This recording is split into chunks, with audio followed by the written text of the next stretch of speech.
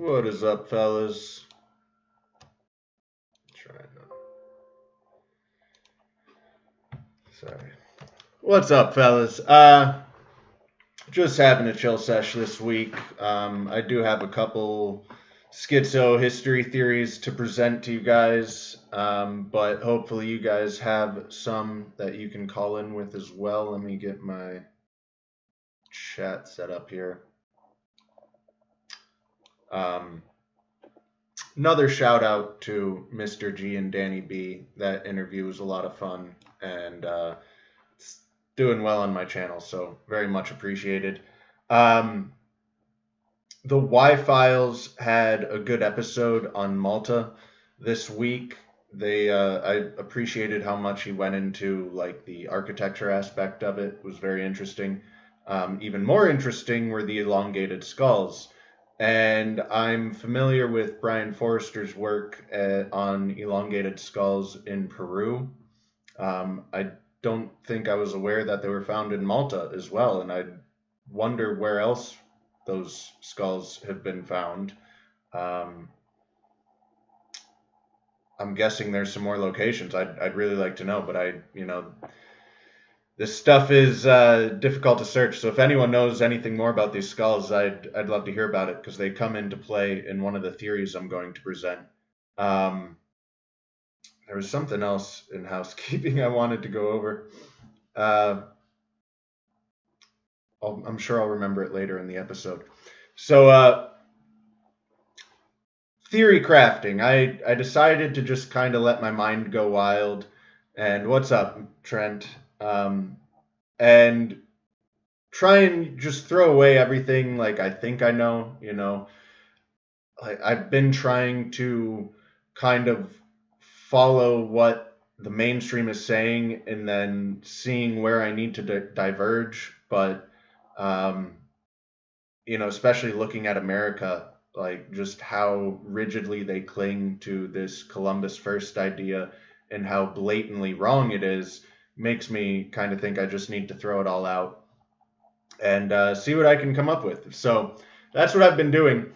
And, everybody we wases, this whole we was Kangs thing, obviously black people claim to have invented all technology, and they were not only Egyptians building all of the pyramids, but they build everything, right?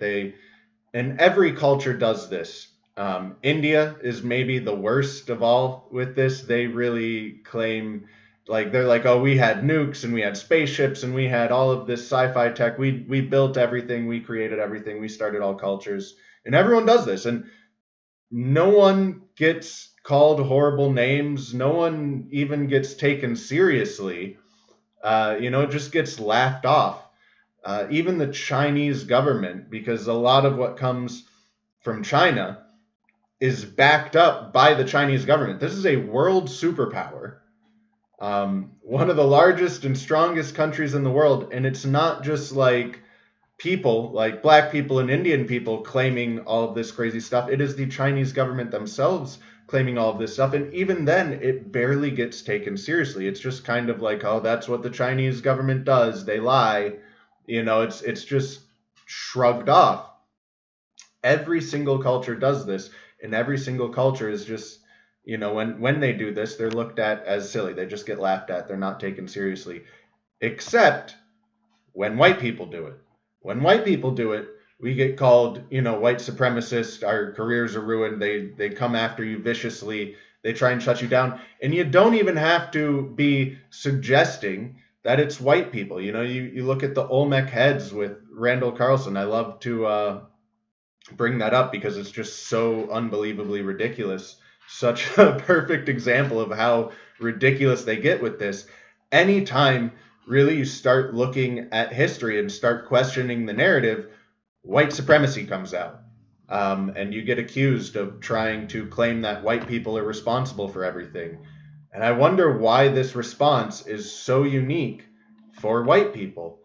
And I think there's two potential theories here. And one is the same thing you see with white supremacy in general. Like I've mentioned that more than one occasion, more than once, I have made the statement that Asian people are shorter on average than black people, and within seconds, almost immediately, someone's going white supremacy. That's you're a white supremacist for suggesting such a thing. So it's like if you even begin looking at differences between the races, which there obviously are differences between the races, so many people just immediately jump to white supremacy. And my only conclusion is that that's their only conclusion. God forbid we start actually looking at differences and discrepancies among races. The only possible conclusion you could come to is that white people are superior. And that's not what I'm saying. I'm saying that's clearly what's being projected by these people. That's clearly their conclusion with the way that they react to these types of things. And so I wonder if the same thing is going on with history. Why is it so viciously attacked when you actually start questioning history and start looking at things and going, hey, this doesn't really add up? White supremacy comes out. Is it because that is the actual conclusion that they're coming to? These people, these archaeologists, right, who are studying it, is that the obvious conclusion that they're coming to? And that's what they're afraid of, is that, and again, you just laugh off all of these other cultures doing it because it's obviously ridiculous. Why is that not the response for white people? Is it not obviously ridiculous that we built all of the most impressive stuff you see in history? I think if it was, it would just be laughed off, but it's not. And you have very interesting things like the Chinese pyramids. As much as China loves to take credit for, being awesome in ancient times and going back further than people and doing more impressive things than other people, they, for some reason, don't want to acknowledge their pyramids. We've uncovered, I'm blanking on the guy's name, but it's, the most impressive tomb that's been uncovered in China.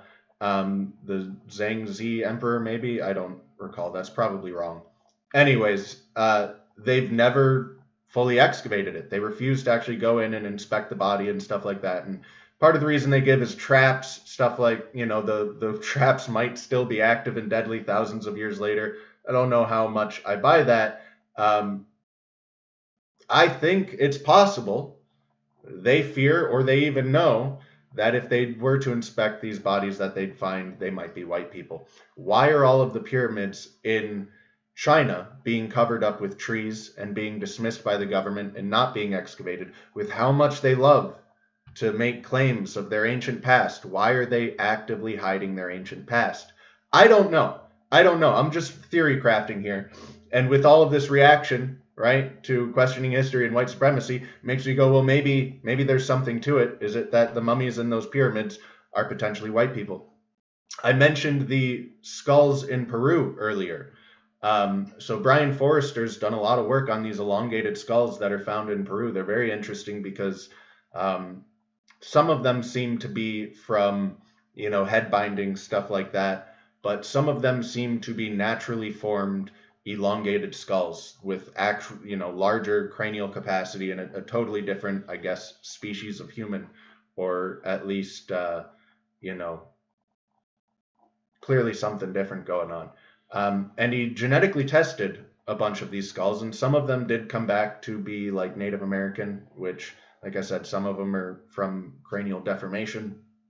But I think 18 of them came back to the Caucasus Mountains.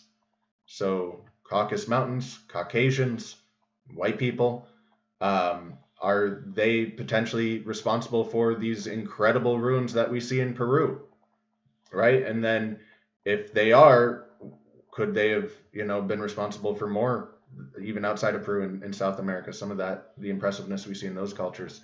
Yeah, it's definitely the danger zone. I'm just theory crafting here, fellas. Feel free to call in with your own theories and share them.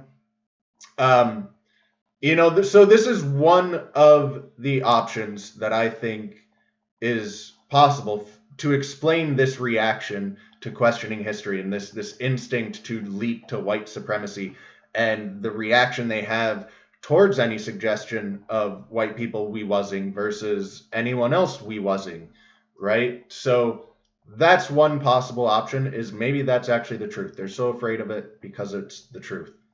The other possible option that I came up with is that it's the NASA defense. So what do I mean by that? NASA is full of shit. NASA lies and bullshits constantly, and they do so blatantly to the point that I suspect it's intentional and they want people to notice that they're bullshitting. I think they want people to see that they're lying and catch them in their lies. Why would NASA want to do this? Well, the debate that is most active around NASA seems to be, is space fake? Is the moon landing fake? Are we actually going to space? Versus, is NASA telling us the truth about everything? Like we're doing exactly what NASA says. That's the dichotomy of the conversation, is people defending NASA, saying obviously space is real, obviously we have satellites up there, and people going space is fake, we didn't go to the moon, all that kind of stuff.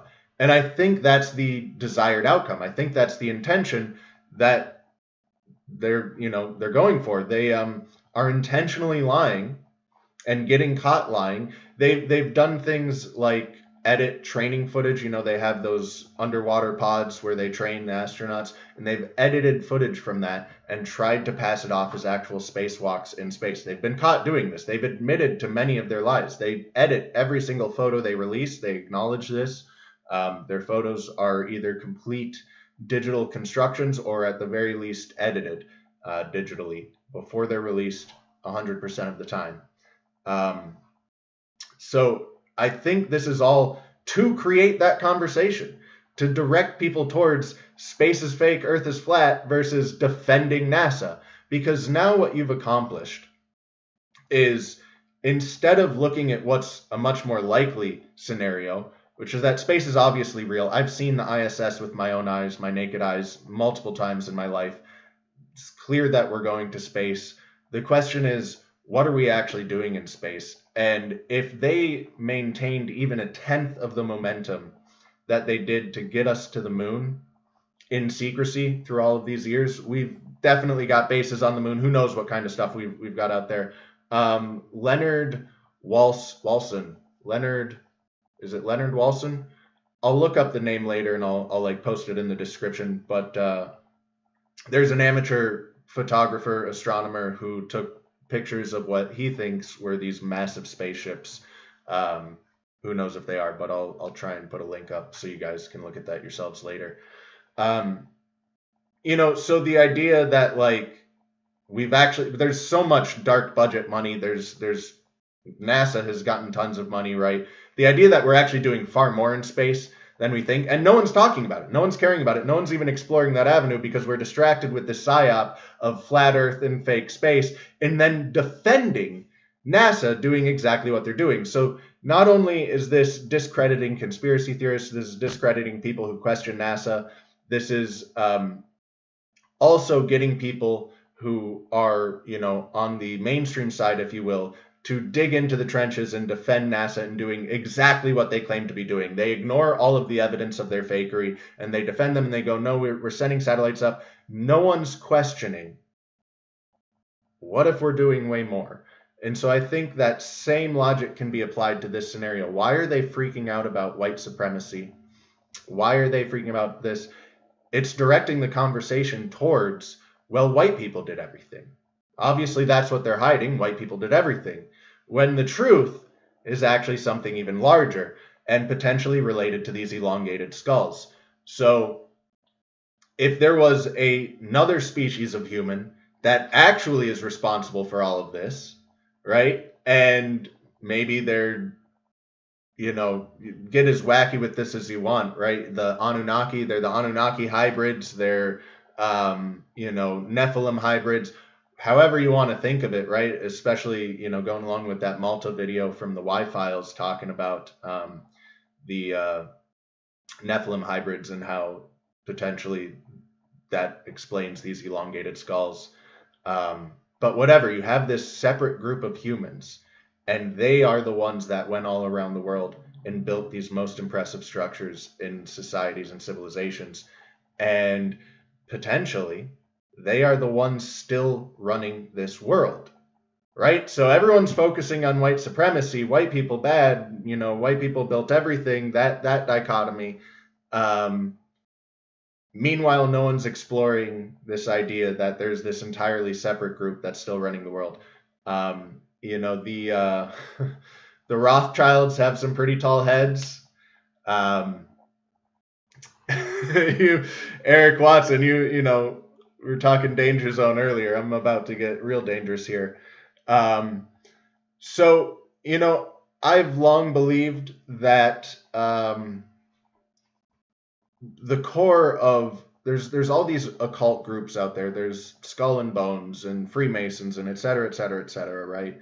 And even more secretive groups than that, and secret groups within those secret groups and all of this stuff. And I've long believed that the like end goal of the occult, this ultimate supreme knowledge that they are hiding in the deepest archives of the Vatican and all of this stuff, is our history, is the truth of what has really gone down. And I believe that we do go through cycles of cataclysm. I believe that the earth, just like the Great Flood, wipes everyone out. We restart.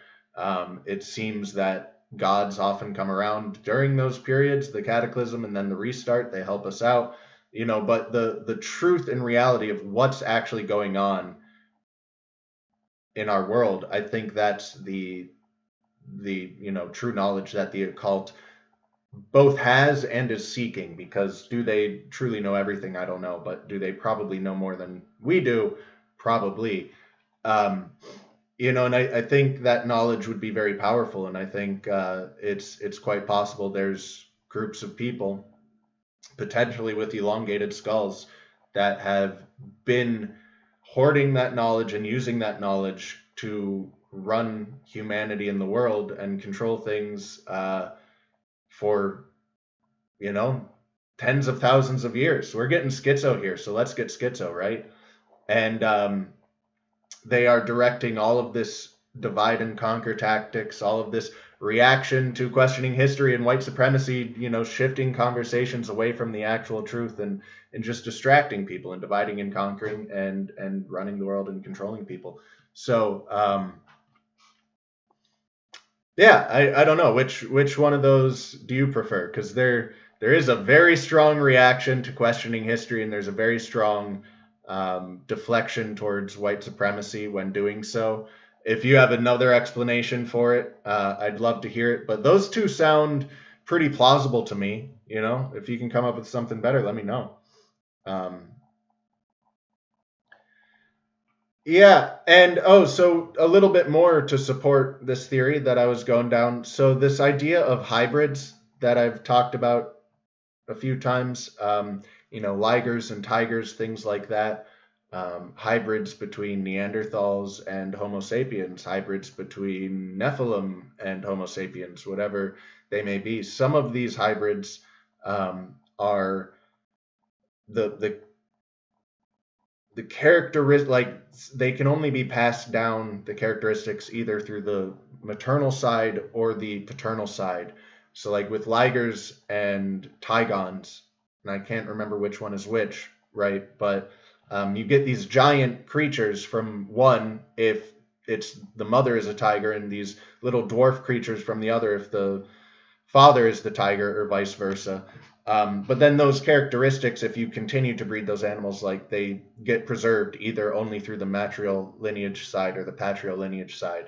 So there's groups in our past who have cared very, very much about the patrial lineage. Us Europeans mostly wanted to really preserve that father's side of the bloodline.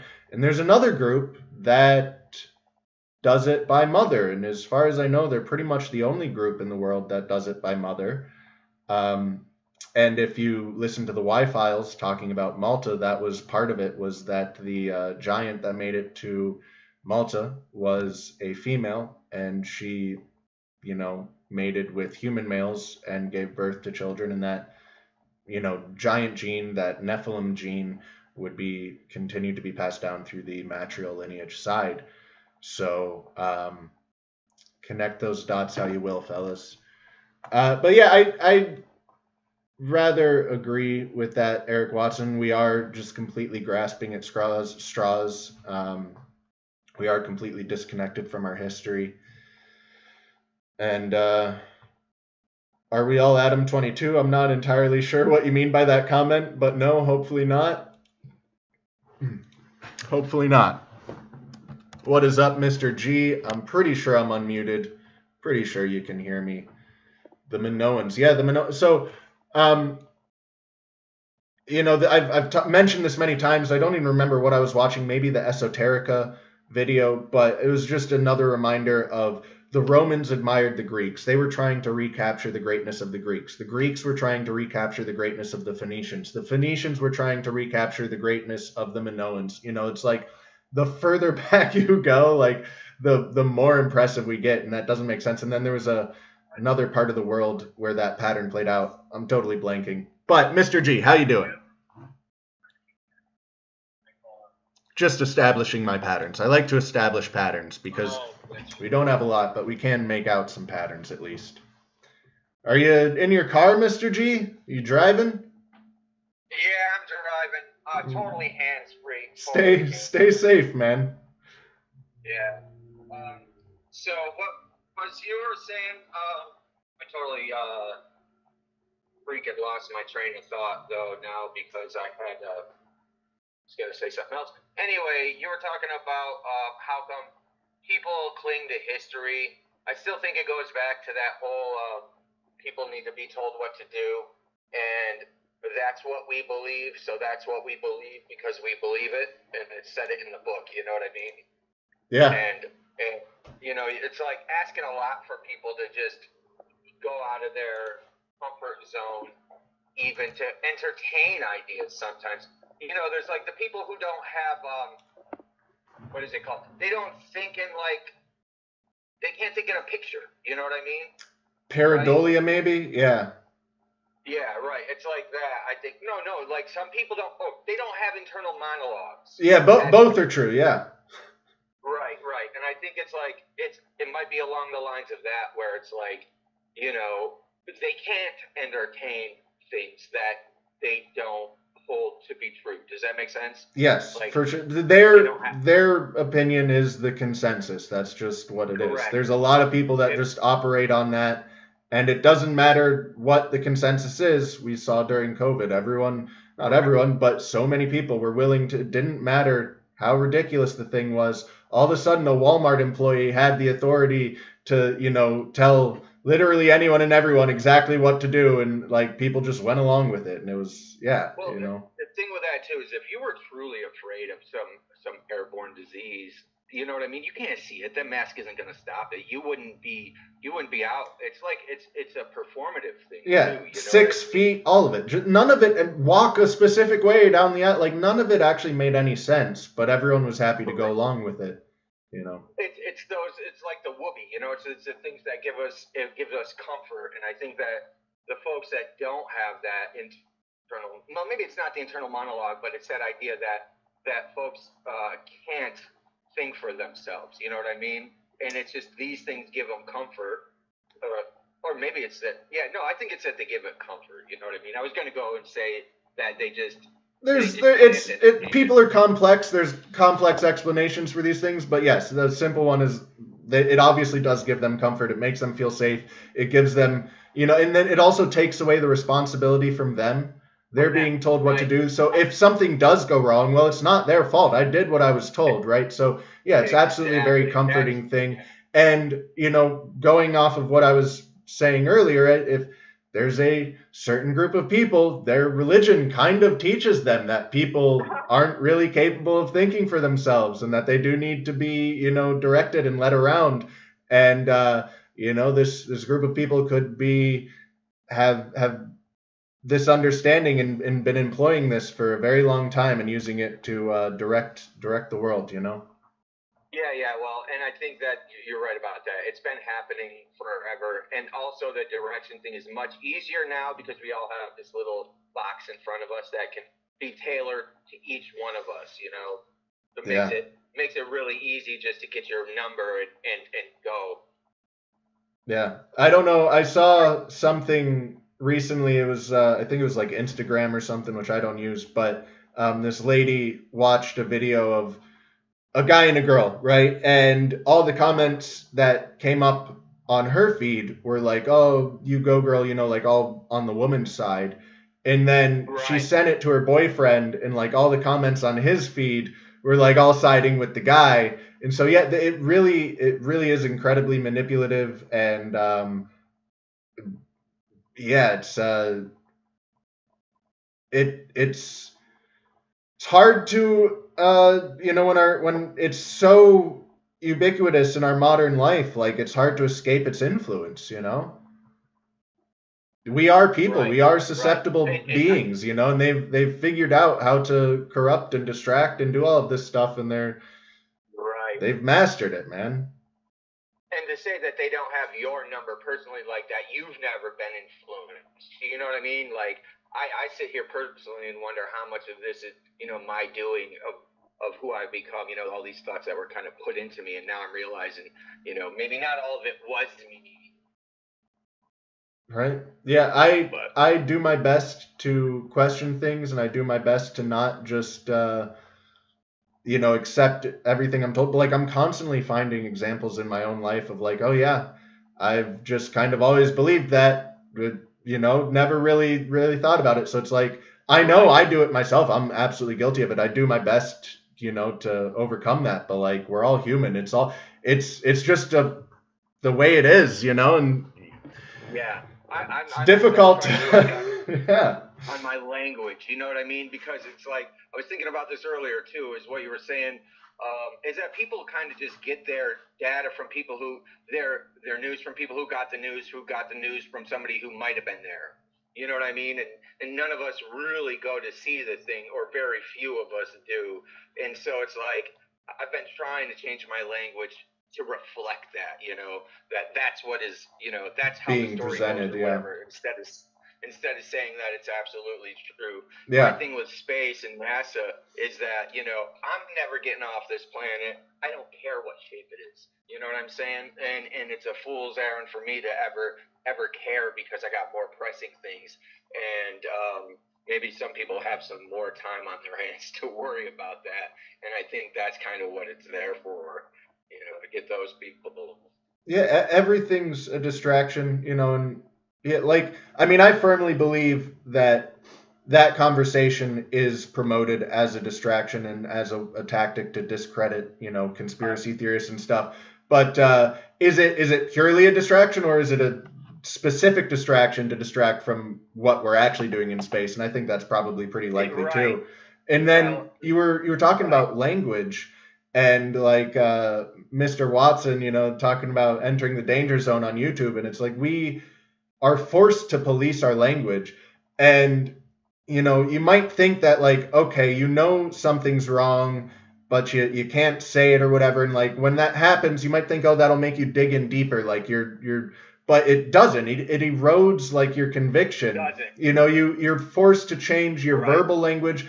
Slowly that creeps into your mind, and you start changing the way you actually think these things, and then gradually those restrictions get stronger and stronger. And so like you shift from, okay, I couldn't say this and that was frustrating or whatever, now they're implementing this and now I can't even say this, and like you've already accepted and forgotten about that first part, and it just keeps moving the further down the line, and so it's like, yeah, good point, because you only really remember the last thing anyway, right. So, but all right, Doug, I'm gonna let you go. I'm almost to where I'm going, so I'll talk to you later, Taylor. All right, thanks for the call, man. Yep, bye-bye. So the thing I meant to mention in the very beginning of the episode that I was forgetting is I think I want to start every single episode talking about the law that was enacted January 12th of this year. Let me hang up on. Okay, he got it. On January 12th of this year, American archaeology was largely made completely illegal for the public to view. So you can still look at arrowheads and completely inconsequential things. And I was putting more thought into, if it would be illegal private collections. And I don't know how this would be enforced, because like people who have Facebook photos, of their trip to a museum from last year where they took photos of like the Indian exhibits would now be illegal. But this is an extension of the 1990 AGPRA. Act, which did make private collections of Indian artifacts illegal. It did make it illegal for anyone and everyone, not just these public institutions, to display images of these um, native bodies. So you can't show the skeletons legally anymore. And that applies, I'm pretty sure, to everyone. So this might be something that applies to everyone. You know what the punishment would be? Are they going and knocking on people's doors who have Facebook posts from their museum trips? I don't know. And more concerningly, are all of the books taken off the shelves? And I would think they would have to be. I really do need to find someone who actually knows about this and get that figured out. But the insanity of the fact that January 12th of this year, all Native American artifacts, and because Columbus first is strictly adhered to, all artifacts in America are Native American inherently. So any artifact that is even potentially related to a burial, potentially related to ceremony, or potentially, an heirloom, something that might have been passed down through generations, is completely off limits to view. It is illegal now to view in any form. So I'm going to be mentioning that every single episode, I think, because that's just such an insane thing to me. And I don't hear anyone else talking about it. I've not heard anyone else mention this. I don't think many people are aware of this. It's absolutely insane. This should be like major news, especially in the alternate history community. So I did have more schizo theories to present, but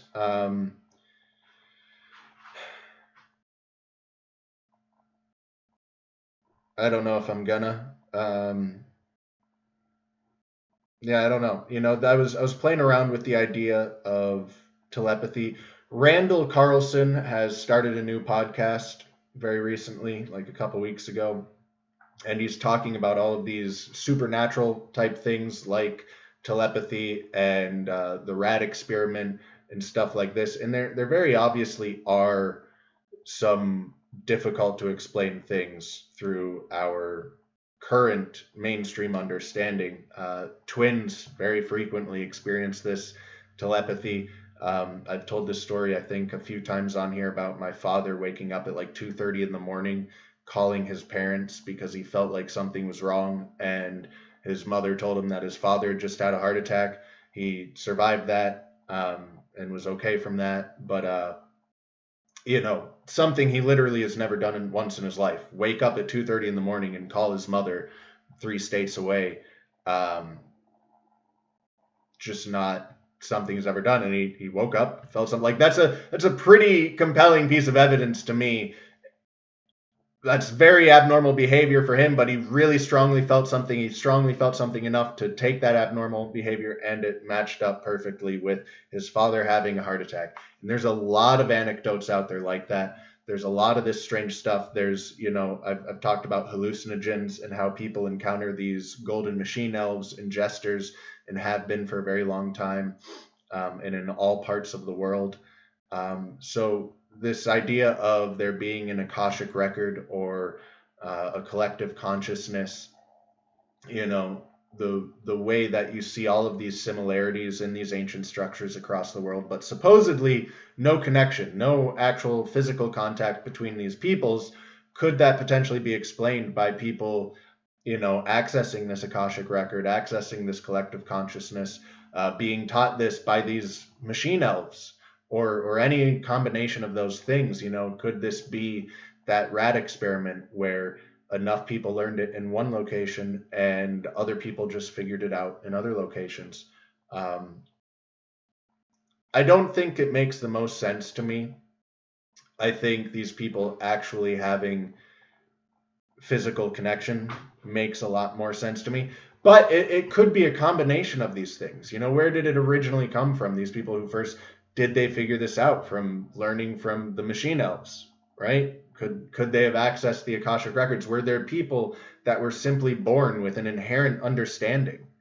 I think all of that is quite possible, quite likely. along with them actually physically traveling and interacting with each other and spreading this stuff around the world. So, you know, the Gaia Earth hypothesis, living Earth, I don't really subscribe to it too much, but there could be something there. You know, you have Velikovsky, who believes in really, really extreme cataclysm, like the whole Earth gets shifted on its axis and stuff like that. And I don't think that's too terribly likely, at least in the exact ways that he was describing. But I don't even write that off, because the South Pole was tropical at one point, right? So how did it then become the South Pole, this frozen wasteland? I definitely believe in cataclysm, though. I definitely do believe the Earth changes much more rapidly and significantly than we currently accept. I think that evolution is another thing that ties into this. So this idea of evolution, according to the mainstream, I think is totally bogus and bullshit. I don't buy into it. But there obviously is evolution. You know, you look at like the Canary Island birds, like things can change over time. I'm not denying that in any way. But there, you know, you look at like the Cambrian explosion, you have this massive burst of all of these really wacky life forms that just pop up out of nowhere. And it's like, is that really fitting the evolutionary model? And like, there's something spurred that evolution. Something was speeding up, you know, the changes and increasing the variety of changes and the severity of changes. And you know, talking about inherent understanding, something that I thought as a little kid was that evolution, you know, your offspring were more directed. And this has been getting confirmed by science, right? These epigenetics and stuff. So like, if you are the child of obese parents, even if they were the first generation to be obese, I'm going to restart this meeting here.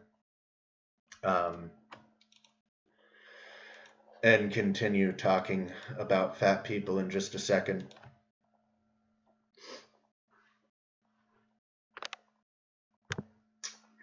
As I wait for my slow computer. So yeah, if you were the child of obese parents, even first generation obese parents, you are more likely to be obese. And I believe there's even been studies done where like these kids are adopted, you know, they're not raised by the parents, and they're still significantly more likely to be obese. And this is a single generation of behaviors and actions that is having a significant effect on these children. And so that's something I've always believed. I think that is how these things work. You know, I think you can have a very significant effect generation to generation on your offspring with your intentions and your actions and your habits. I think those things are passed down. Did I copy the link? Here's the link. I think that's the updated link, hopefully. You know, and so especially when you're thinking about like the Younger Dryas, you know, this extremely cataclysmic time period, or the Cambrian explosion, which I believe was just after a major cataclysm, right? And I believe it was a solar cataclysm potentially. Same thing with the Younger Dryas. So you have all of this increased electromagnetic energy. You have absolute chaos here on Earth. And so does this spur this, you know, rapid advancement? Basically the story of the X-Men, right? Like every so often, evolution just jumps kind of deal. And I think that absolutely could be the case, especially when you have, there's quite a bit of studies that have been done on, I wish I could remember the guys' names, but they've done like electrostatic exposure to things that are developing, so seeds or babies in wombs, you know, or animals in wombs kind of stuff. And they were able to direct evolution, like make creatures that don't normally have tails be born with tails and stuff like this, these major evolutionary leaps. So if you have the sun bombarding the earth with all of this electrical energy. You have the people who are changing the way they're living drastically. And you combine all of this together, you potentially get these leaps in evolution. And so, while I do believe there are these previous ages, absolutely, I think, Hinduism and Mayans and Aztecs and so many others, they talk about these previous ages. I think that's probably real. I'm trying to keep an open mind. So is it possible the younger Dryas, that we were these, very primitive people for 300,000 years, and then the younger Dryas event happens, we get blasted with all this electric energy, we're in chaos, we're changing the way we live, and that does spur this mental evolution, and all of a sudden we get way smarter, and you see Gobekli Tepe popping out of nowhere, and you see this other stuff, and then potentially another smaller cataclysm, also potentially from the sun, 6,000 years ago, and then you again see this explosion with Sumeria and all over the world, these civilizations popping up. Could that have been another, bit of a little human evolution there? I don't think this is necessarily the most likely idea, but I'm just trying to keep an open mind, getting schizo with it. Brain shrinkage, though. Are you talking about how like Neanderthals had larger craniums and stuff, so therefore they should be smarter? I don't know how much that is true. My one dog has like a pea-sized brain. Her head compared to her body ratio, it's so small. And she's like a pretty smart dog, I think. So like I don't know how much correlation that really has. There does seem to be some correlation. Like Einstein's brain was supposed to be bigger. But we're also talking about totally different species here. Neanderthals had bigger bodies too. So yeah, I don't know. If God is coming back, I think it's definitely possible. I definitely think it's possible. I think God is gone right now. Do you see any sign of him? I don't. What's his name?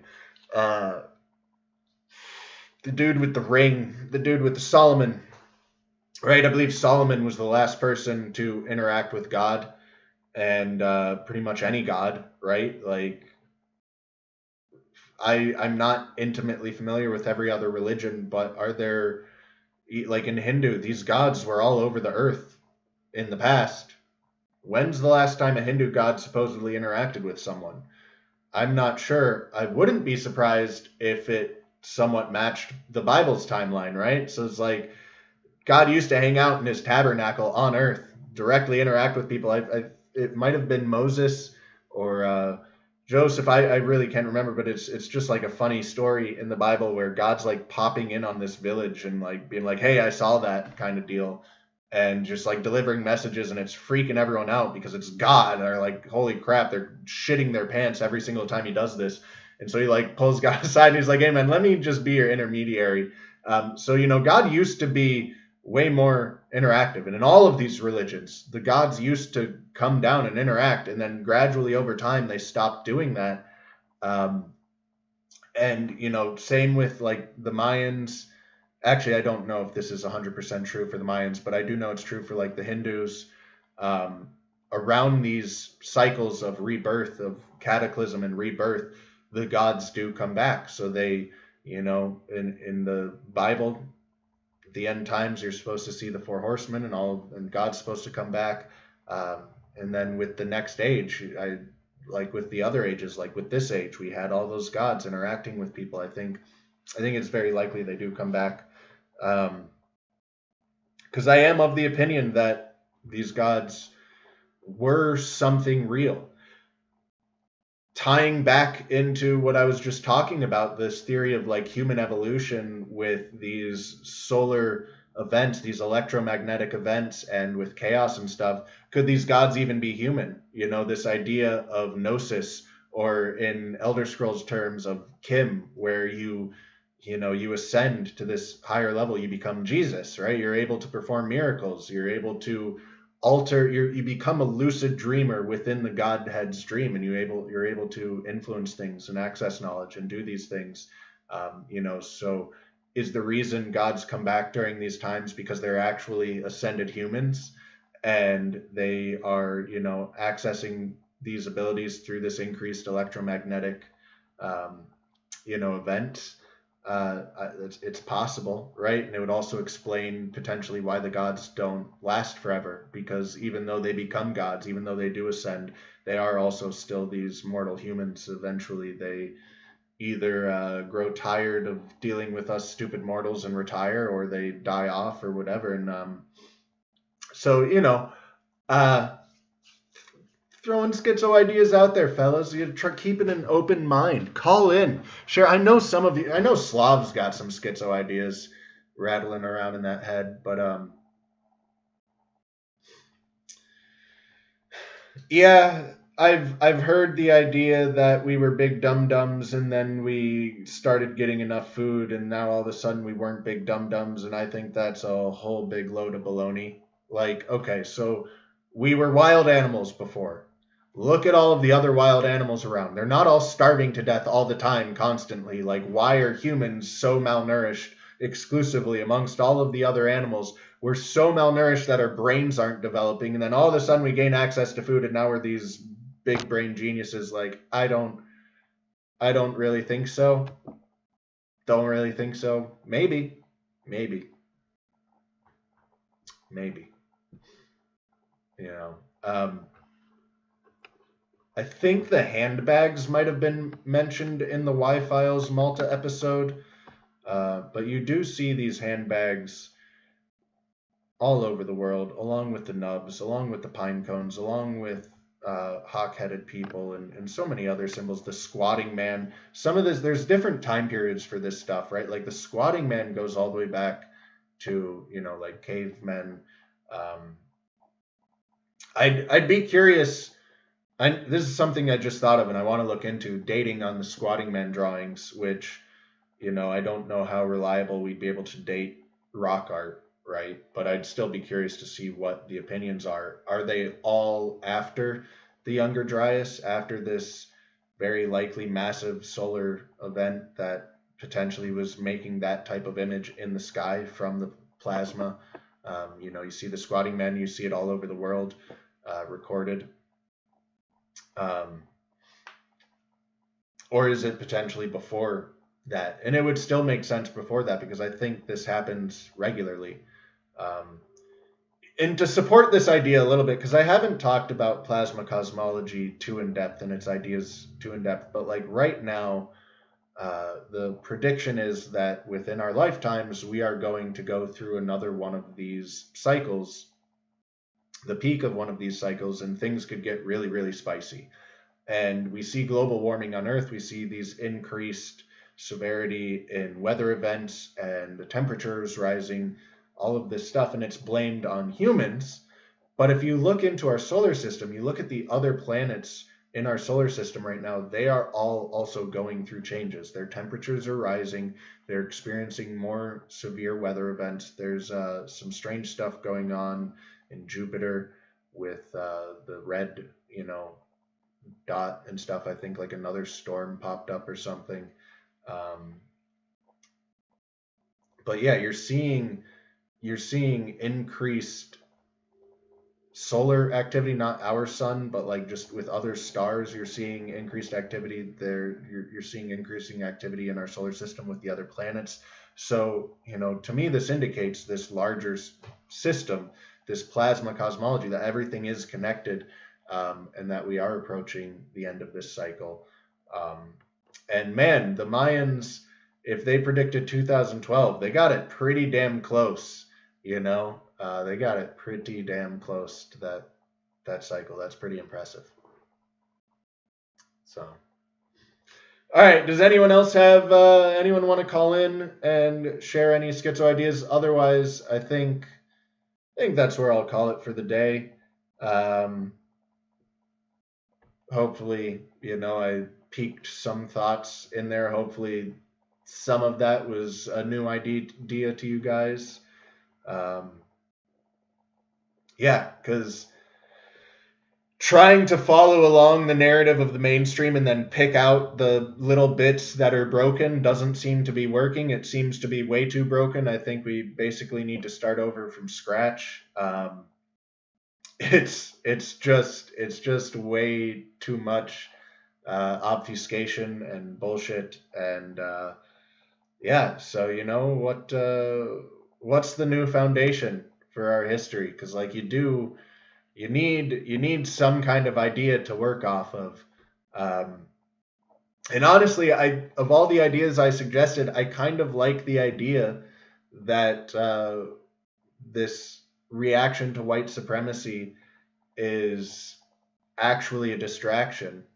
You know, it's just to further create divide and conquer tactics, further get the sheep to defend the mainstream, right? And to buy into it. And it's like something I don't know if I've fully explained with the NASA thing, right? But like when you're forced to defend a position, obviously you get like dug into it, right? So the idea that the Earth is flat, that we're not sending satellites to space, is pretty obviously silly to me. You know, like I said, I've seen the ISS multiple times with my naked eyes.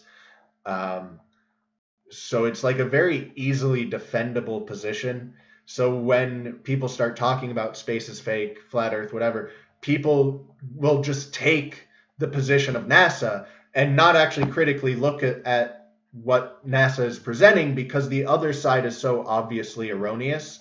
And so they get more dug in, they get more entrenched. And so then if someone else actually came out and they said, hey, here's some real proof of some real fishiness, take a look at this. Like, this person is already so dug in to their position of defending NASA that like they're not going to consider this information. Whereas if they were never in that position of defending them in the first place, they might be open to it. You know, so it's a really, really powerful tool if it's being used in the way that I think it's being used. And same thing with the white supremacy thing. Like, if everyone is hating white people or, you know, defending white people and no one's even looking at these other groups of people, these, you know, smaller groups of people with matrilineage,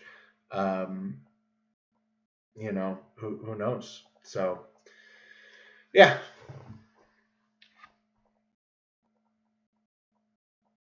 All right, have fun, Mr. Slav. That sounds like a good time. Hollow Earth is cool, and Hollow Moon I like quite a bit. Um, the moon's a weird place. The moon's a weird place. The astronauts that have visited the moon have said some weird things. And I swear I have a memory of actually viewing videos of these astronauts saying them with their own mouths. I've looked a few times over the past few years, and I've not been able to find that footage again, which isn't too surprising. Things get harder and harder to find. But yeah, you know, the craters all being perfectly round. There's no impacts coming in at an angle on the moon. The craters never going past a certain depth, and even the largest craters coming back up and being convex in the center, you know, as if there's this impenetrable layer underneath the surface. The moon ringing like a bell, and this happening repeatedly. We've done several tests where we've crashed several different things into the moon, and it's done this each and every time. Like, the hollow moon is, you know, there might be something to it. And if the moon's hollow, hey, why not the Earth, right? And the Earth being hollow in certain regards, I don't think it's like a, you know, an actual sphere that's totally empty in the middle, but like there is a lot of empty space inside of the Earth. Could there be some interesting things going on in those huge empty spaces? Maybe. I don't know. But Malta, you know, the giants in Malta, that's pretty inner Earth, hollow Earth stuff right there. And I don't know if you guys watched the most recent episode of Y-Files, but I enjoyed it. But all right, yeah, I'm out, fellas. Hope you enjoyed it, and I'll catch you next week. That was a really good movie too, Disney's Atlantis. Yeah, yeah, that's a funny observation.